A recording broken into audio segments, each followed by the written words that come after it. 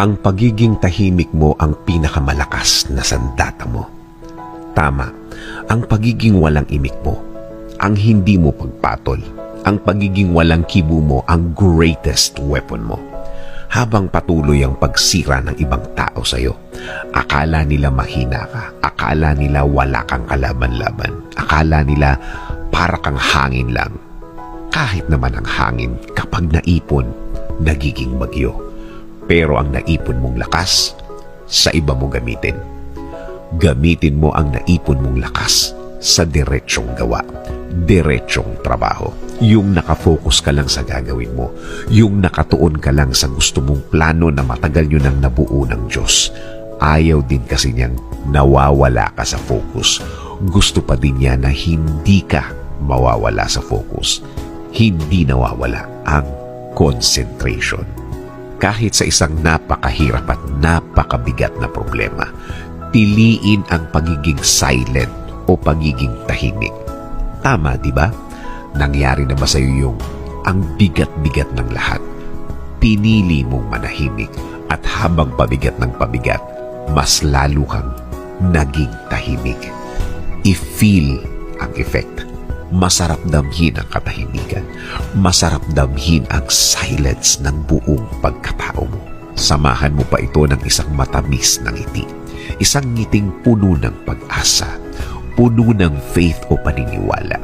Sana malaman ng tao, dalawa yan sa pinakamabisang pangontra sa problema. Ang silence at smile, ang katahimikan at ngiti. Naisip mo na ba ang isang buto kapag naitanim? Umuusbong ng tahimik habang palaki siya ng palaki. Tahimik pa din hanggang sa magkaroon ng mga dahon, mga tangkay, tahimik pa rin hanggang sa maging puno na malaki, puno na matatag. Walang nakakaalam na naging puno na siya. Complete silence pa din, nanahimik pa din. Katahimikan.